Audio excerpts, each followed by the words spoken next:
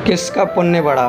मिथिलावती नाम की एक नगरी थी, उसमें गुणधिप नाम का एक राजा राज करता था। उसकी सेवा करने के लिए दूर देश से एक राजकुमार आया।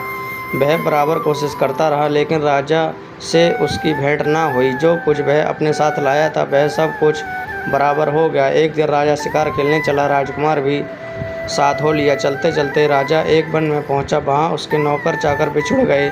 राजा के साथ अकेला वह राजकुमार ही रह गया। उसने राजा को रोका। राजा ने उसकी ओर देखा तो पूछा, तू इतना कमज़ोर क्यों हो रहा है। उसने कहा, इसमें मेरे कर्म का दोष है। मैं जिस राजा के पास रहता हूँ वह हजारों को पालता है, पर उसकी निगाह मेरी ओर नहीं जाती। राजन, 6 बातें आदमी को हल्का करती हैं: खोटे नर की प्रीति, बिना कारण की हंसी, स्त्री से विवाद, असज्जन स्वामी की सेवा, गधे की सवारी और बिना संस्कृत की भाषा। और हे राजा, ये 5 चीज़ें आदमी के पैदा होते ही विधाता उसके भाग्य में लिख देता है: आयु, कर्म, धन, विद्या और यश।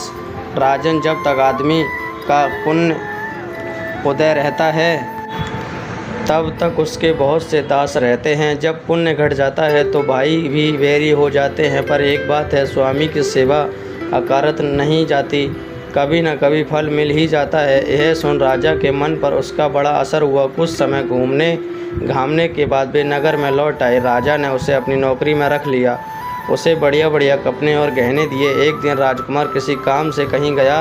रास्ते में उसे देवी का मंदिर मिला। उसने अंदर जाकर देवी की पूजा की। वह बाहर निकला तो देखता है क्या है, उसके पीछे एक सुंदर स्त्री चली आ रही है। राजकुमार उसे देखते ही उसकी ओर आकर्षित हो गया। उस स्त्री ने कहा, पहले तुम कुंड में स्नान कर आओ, फिर जो कहोगे सो करूँगी।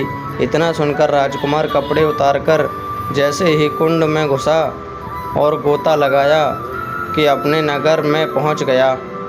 उसने जाकर राजा को सारा हाल कहा सुनाया।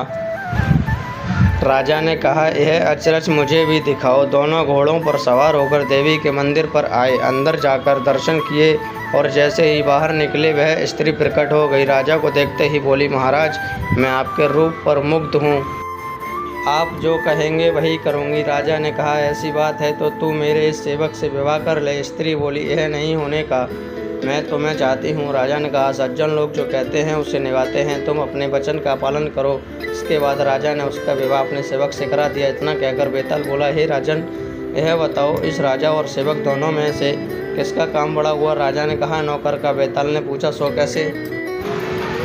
राजा बोला, उपकार करना राजा का तो धर्म ही था, इसलिए उसके उपकार करने में कोई खास बात नहीं हुई। लेकिन जिसका धर्म नहीं था उसने उपकार किया तो उसका काम बढ़कर हुआ।